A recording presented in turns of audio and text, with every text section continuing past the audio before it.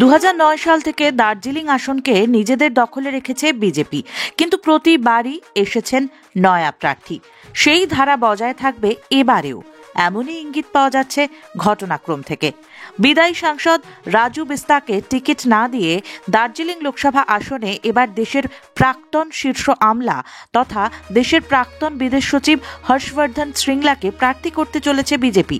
জল্পনা ছিলই। সূত্রের খবর, শ্রীংলার টিকিট পাওয়া কার্যত নিশ্চিত হয়ে গিয়েছে।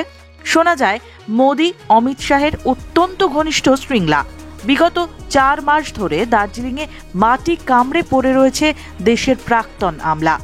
নিজেকে ভূমিপুত্র দাবি করে প্রচার করেছেন, জনসংযোগও বাড়াচ্ছেন।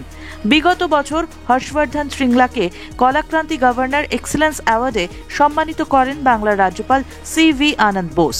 পুরস্কারকে দার্জিলিংয়ের জনগণের উদ্দেশ্যে উৎসর্গ করেন হর্ষবর্ধন শ্রীংলা। পাহাড়ের পিছিয়ে পড়া মানুষের উন্নয়নে 1 লক্ষ টাকা দান করারও অঙ্গীকার করেন। আসরে নামেন সাংসদ রাজু বিস্তাও। বিজেপির বিধায়ক পদাধিকারীদের দিয়ে নিজের প্রচারও করান, কিন্তু শোনা যাচ্ছে শেষ রক্ষা হয়নি। শ্রীংলাকেই টিকিট দিতে চলেছেন মোদি। মনে করা হচ্ছে বিজেপির দ্বিতীয় দফার প্রার্থী তালিকায় দার্জিলিং থেকে শ্রীংলার নামই ঘোষিত হবে।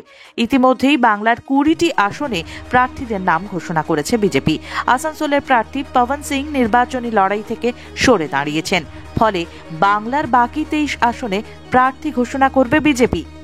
ফলো করুন দৃষ্টিভঙ্গির ফেসবুক, টুইটার, ইনস্টাগ্রাম। সাবস্ক্রাইব করে দিন দৃষ্টিভঙ্গির ইউটিউব চ্যানেলটিও। সঙ্গে থাকুন।